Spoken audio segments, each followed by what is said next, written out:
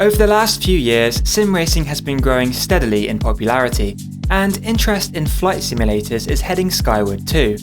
This has driven huge advancements in sim racing hardware, with direct drive wheels becoming more affordable for the everyday virtual racer. For many sim enthusiasts though, space is still a limiting factor preventing them from being able to run a dedicated cockpit at home. Thankfully, alongside wheel stands, there are now a range of foldable sim racing rigs on the market. Due to its affordability and versatile design, the Next Level Racing GT Lite has proved to be one of the most popular options. It's compatible with a wide range of sim racing and flight sim hardware. However, as I mentioned in my review, I wouldn't suggest running a direct drive wheel on the GT Lite. I'm not saying that the frame couldn't handle it, but it's not stable enough to get the most out of the extra torque. You'll simply lose most of it through vibrations in the frame. That's why Next Level Racing has launched a new Pro version of the GT Lite. Equipped with additional straps to reduce flex and a sturdier seat, the GT Lite Pro is designed to support direct drive wheelbases up to a maximum torque of 13 Nm. Built around the same foundational architecture as its little brother, the GT Lite Pro is constructed from powder-coated carbon steel tubing with a 25mm diameter. This is beefier than that utilised by the Playseat Challenge and the same thickness as the tubing used on Next Level Racing's mid-range rigs. On that note, the GT Lite Pro is only £50 more expensive than the base model, retailing for a very affordable £280 in the UK or $300 in the US. Similarly, the frame of the GT Lite Pro centres around a single pair of adjustment hubs and ships partly assembled, so you should be able to get up and running within a few hours. The included instructions provide easy to follow illustrations of each step, firstly guiding you to assemble the seat backrest.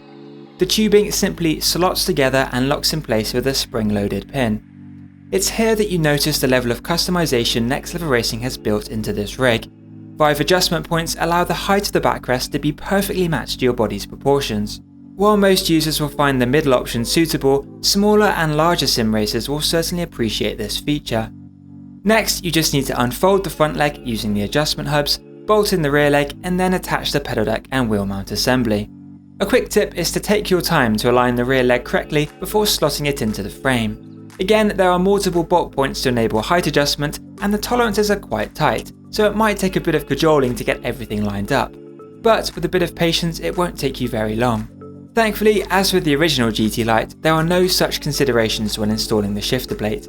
This slots into one of the mounting points on either side of the seat and is secured in place with a single bolt.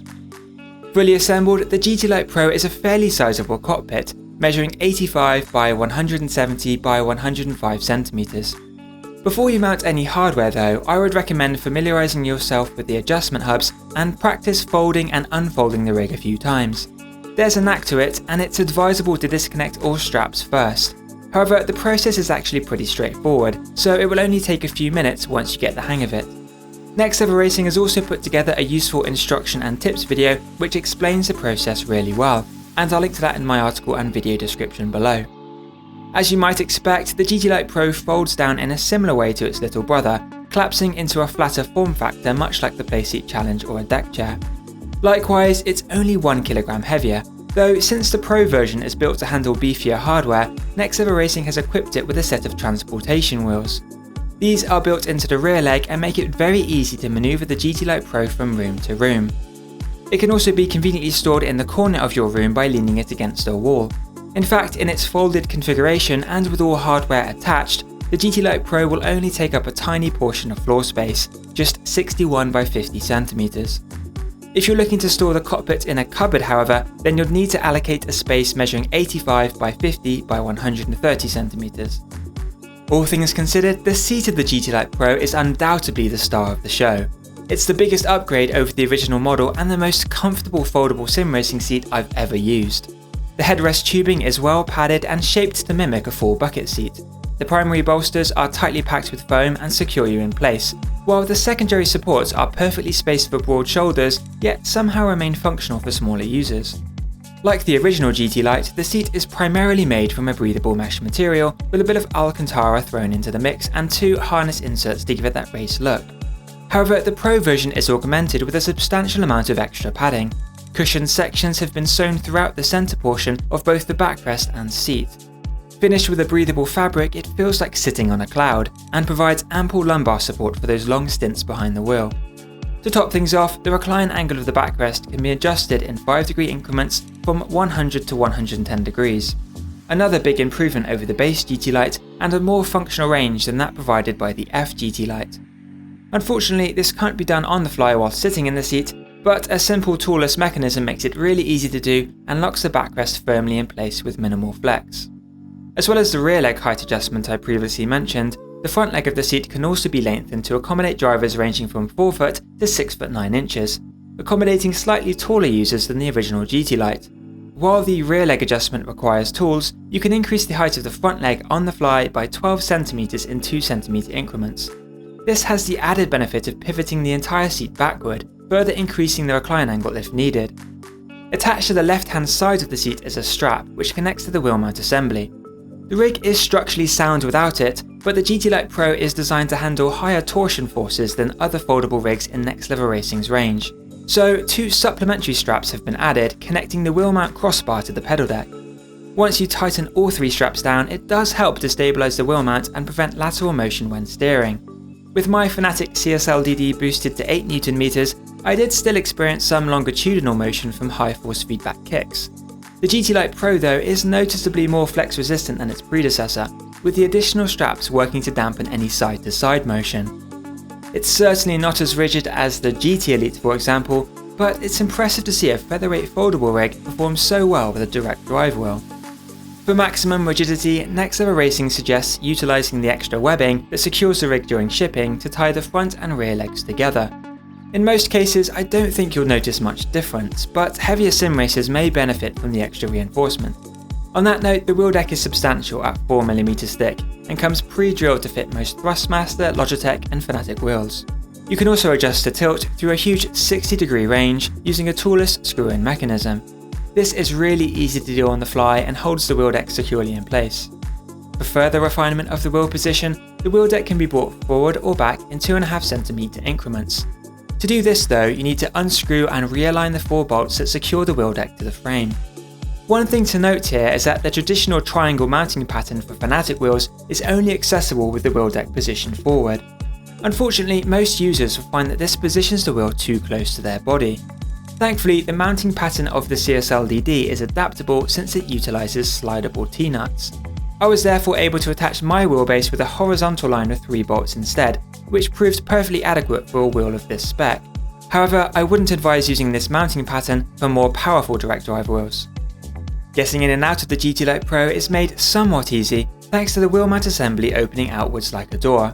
However, having to release tension from the extra straps does make the process a bit more cumbersome than with the base model. This is one of the trade-offs Next Level Racing has had to consider when developing a foldable rig with increased rigidity, and it's something you'll need to contemplate when deciding which rig to go for. In my opinion though, I think the increased structural strength is worth the extra faff, and it does add to the immersive feel of the rig. When you close the locking latch and tighten up the straps, it's almost as if you've just buckled into a 5-point harness. As with the wheel mount, the GT Lite Pro has inherited its pedal deck from its little brother. As I discussed in my GT Lite review, it's one of the best pedal deck designs I've used, considering ease of use and flexibility. The 2 mounting bars slide smoothly along the rails of the frame to accommodate drivers with different leg lengths. These then lock in place without requiring any tools, using the screw-in fasteners on either side. To compensate for the lack of adjustment hubs, Next Level Racing has fitted the pedal deck with a removable support. With this support in the downward position, the wheel deck is tilted to 15 degrees, perfect for GT racing. However, if you prefer to run your pedal set flat against the floor, then you can simply remove and rotate the support. Thanks to the pre-drilled slots, you can also hard mount your pedals. With my Fanatec Club Sport V3 set secured with 4 bolts, the pedal deck provided an impressively sturdy platform. I didn't notice any flex when pushing hard on the 90kg load cell, and the pedals remained stable while performing heel and toe maneuvers and other quick footwork. At times when you are dancing around the pedals, you will most likely be changing gear using a H-pattern shifter. This can be attached to the GT Lite Pro's shifter mount that can be fixed to either side of the cockpit. Even though you can't refine the position further, it's ideally situated for GT racing. As with the other mounting points on this rig, the shifter plate is pre-drilled to fit the most popular models. With my Thrustmaster TH8A mounted with 4 bolts, I found that there was minimal movement in the mount and I was able to confidently paddle through the gears without the shifter slipping. The GT Lite Pro also comes with an additional mounting plate that's large enough to bolt a handbrake alongside your shifter. It's 4mm thick for increased flex resistance and bolts directly to the base shifter mount using countersunk screws.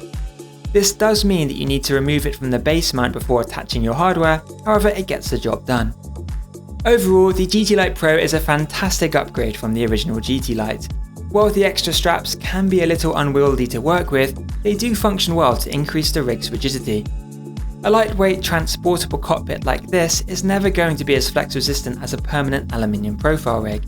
However, Next Level Racing has certainly fulfilled its brief to create a foldable cockpit that can support entry-level direct drive wheelbases. And I would recommend the GT Lite Pro without hesitation to any sim racer who needs just that. The biggest surprise though is the seat.